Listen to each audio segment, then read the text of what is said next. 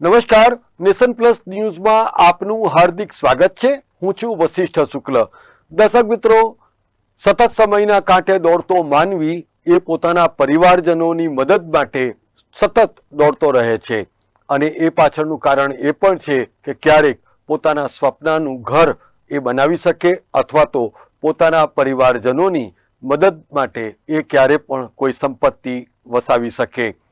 પરંતુ દર્શક મિત્રો, છેલ્લા કેટલાય સમયથી આપણે જે જોઈ રહ્યા છે એ છે કે વડોદરાની અંદર જેવી રીતે ખિસ્સા કાતરુઓ છે એવી જ રીતે ઠેર ઠેર જમીન કાતરુઓ, અને એ પણ કોઈ નાના સૂના નહીં પરંતુ વ્હાઇટ કોલર જે માફિયાઓ છે એ પણ ખુલ્લેઆમ ફરી રહ્યા છે। અને એટલું જ નહીં પરંતુ વહીવટી તંત્રને રીતસરનો પડકાર પણ ફેંકી રહ્યા છે। કોઈની પણ મહેનતની જમીન, કોઈ પણ ખેડૂતની જમીન ને ઉપર વિવાદ ઊભો કરીને એમાં પગપેસારો કરીને પોતાની સંપત્તિ બનાવી દેવામાં આજકાલ એક ફેશન થઈ પડી છે। એને કારણે બીજું તો કંઈ નહીં પરંતુ જે પ્રતિષ્ઠિત છે એવી બિલ્ડર કોમ્યુનિટી પણ નાહકની બદનામ થઈ પડી છે। છેલ્લા કેટલાય સમયથી ટોક ઓફ ધ ટાઉન એવી વડોદરાના માજલપુર વિસ્તારમાં આવેલી અંદાજિત 300 કરોડ રૂપિયાની બજાર કિંમત ધરાવતી ટેન્સાઈ સ્ટીલ લિમિટેડની જમીનનો વિવાદ હવે વડોદરા પોલીસના કઠેડામાં જઈ પહોંચ્યો છે। ત્યારે આજે અમે ખુલાસો કરીશું એવા જમીન કાતરુઓનો, એવા ભૂમાફિયાઓનો કે જેને પરિણામે આજે બિલ્ડર કોમ્યુનિટી પણ ચોક્કસપણે અવઢવમાં છે। વડોદરા પોલીસના ક્રાઇમ બ્રાન્ચે અમદાવાદના શ્રીમ કન્સ્ટ્રક્શનના ભાવેશ અમીનને 10 કરોડ રૂપિયામાં લીઝ ઉપર પધરાવી દેવાના મામલે અમિત મુકેશ જમનાદાસ શાહ સહિત અન્ય સામે ફરિયાદ નોંધી દીધી છે।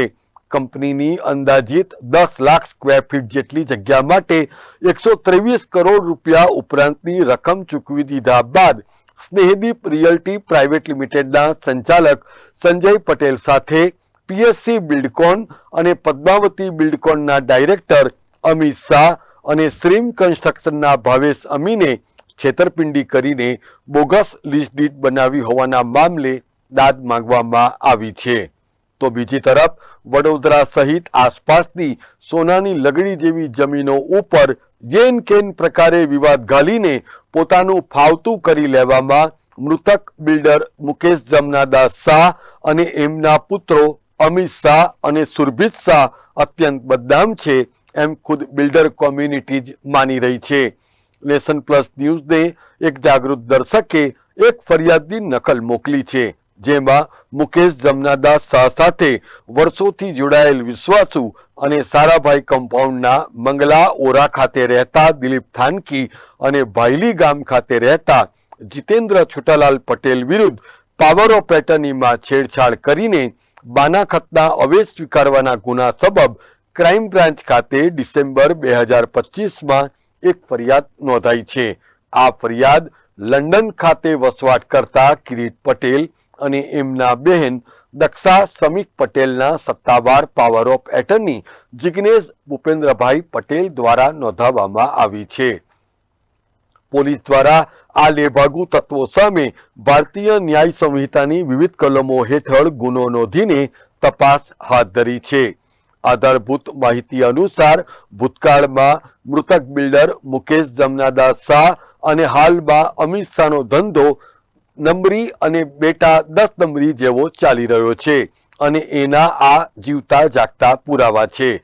હાલમાં જ અલકાપુરીની સંપતરાવ કોલોનીમાં આવેલો અંદાજે 5 કરોડ રૂપિયાની કિંમતનો બંગલો પચાવી પાડવા માટે મૂળ માલિકની ખોટી સહીઓ કરી બાનાખત તેમજ દસ્તાવેજ બનાવી લીધા હોવાના મામલે કોર્ટના હુકમ બાદ વિલથી ખેડૂત બનનાર મૃતક પિતા મુકેશ જમનાદાસ અને 2 પુત્રો અમિત અને સુરભિત સામે ગુનો દાખલ કરવામાં આવ્યો છે। આવી જ રીતે ગોત્રી વિસ્તારમાં આવેલ અક્ષર પેવેલિયનની રજા ચિઠ્ઠી મેળવવામાં પણ ગોલમાલ થઈ હોવાનું ખુલ્યું હતું અને પૈસા ચૂકવી દીધા બાદ પણ ગ્રાહકોને પોઝેશન ન મળવાને પરિણામે સમગ્ર મામલો રેરા સુધી જઈ પહોંચ્યો હતો।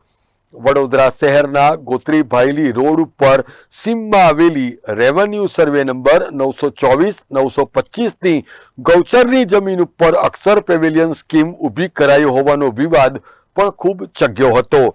એટલું જ નહીં, પરંતુ પોલીસ અધિકારીના નામે રહેલી જમીનનો રાધાસ્વામી સત્સંગ સાર્વજનિક ટ્રસ્ટના નામે એક જ મહિનામાં 3 દસ્તાવેજ કર્યા હોવાની ચોંકાવનારી માહિતીની તલસ્પર્શી તપાસ પણ વહીવટીતંત્ર કરી રહ્યું છે. ચાહે અક્ષર પેવેલિયન હોય કે પછી ડોક્ટર નીના પરીખનો કરોડોની કિંમતનો બંગલો પચાવી પાડવાની ઘટના હોય કે પછી ભાયલીમાં એનઆરઆઈની જમીનોમાં કાંડ કરીને પચાવી પાડવાની ઘટના હોય, પરંતુ આવા ભૂમાફિયાઓને પ્રતાપે વડોદરા શહેરની બિલ્ડર આલમ પણ નાહકની બદનામ થઈ રહી છે. ત્યારે વડોદરા વહીવટીતંત્રએ મહેસૂલી કાયદાની એસી તેસી કરીને હક મારતા આવા તત્વોની શાન ઠેકાણે લાવવી જ જોઈએ એવી પણ લોક માંગ ઉઠી છે. Bureau report, nation plus news, Vadodara.